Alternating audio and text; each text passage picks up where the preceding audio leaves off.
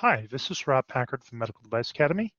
This is a short video explaining what you get when you purchase our updated PMS procedure for post-market surveillance. It's procedure SYS-019. Matthew Walker's been working diligently on all our procedures and updating them to include updates for the European regulation for the medical device regulation as well as the IVDR regulation. In addition to that, we've been adding references to ISO 1345 clause requirements. So in each section where there's a requirement for ISO 1345, there's a cross-reference in blue font that you can find. This particular email that I'm showing here is the email that you would receive when you purchase the procedure. Some of the documents are attached, as you can see those down below. And then in addition, you have hyperlinks that allow you to download from our Dropbox website because there's the file sizes are too large to include all as attachments. The first document is the procedure itself. There are 8 pages to this. As with all our procedures, we have a section in here that shows different references to inputs to the process as well as outputs of the process and templates that are used. We have references that have been updated to the latest standards, including the risk management standards and the risk management guidance. There's also a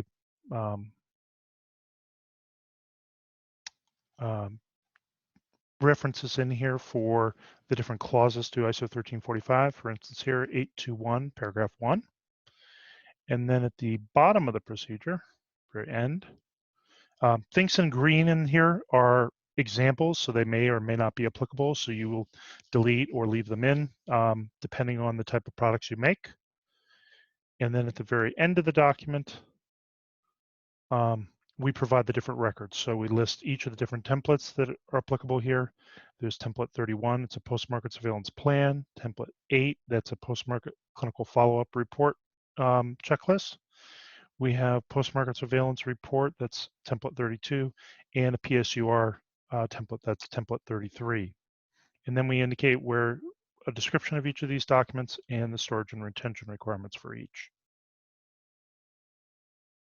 Here's our post-market surveillance log that's included also with this. You would adapt this to your own needs but it shows here's product A and product B. They could be individual products or they could be product families.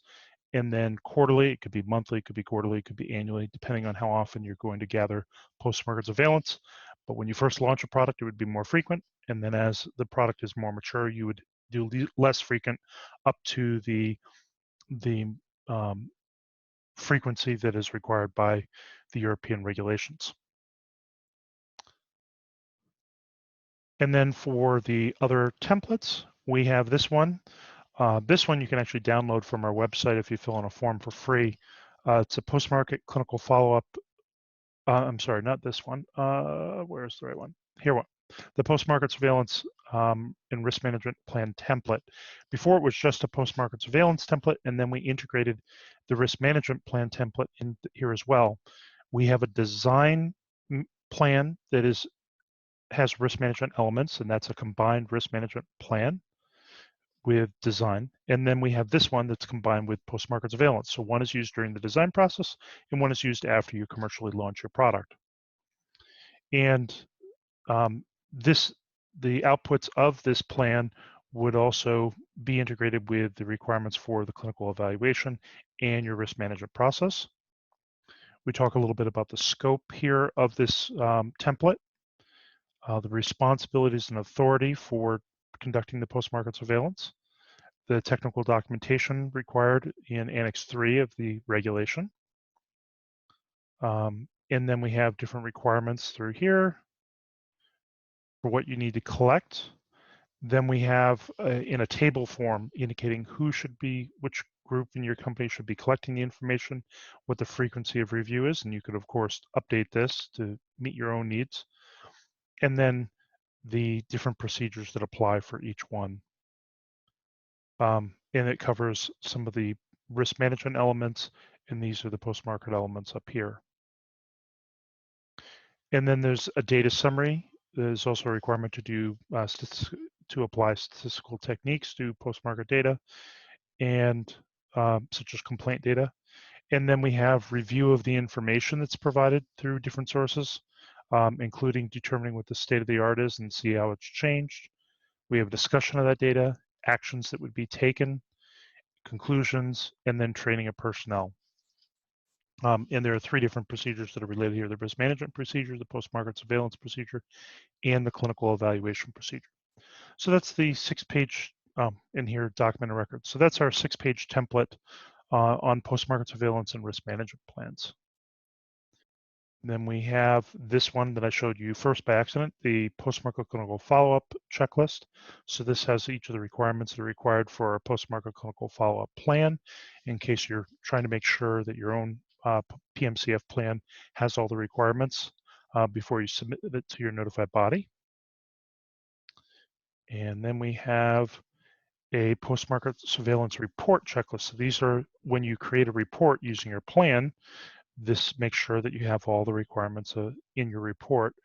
And it refers back to the different sections in that post-market surveillance plan. And then, the last but not least, we have the PSUR checklist. And this is a new requirement. So the PSUR so, title is stated here. Here's where the requirements are. It's Article 86 in the new regulation. It says what it's for: Class IIa, 2b, and Class III devices, but not for Class I. The responsibilities and authority for creating this PSUR, and then it has some checklist requirements, things that you should be looking for in your PSUR, and updates that should be made. So that's what's included in that PSUR checklist. So those are all the contents of this procedure. It's dramatically been increased in detail to address all the new requirements in the new European regulations. So if you have any further questions, don't hesitate to email me. This is Rob Packard from Medical Device Academy, and I hope you found this helpful. Bye-bye.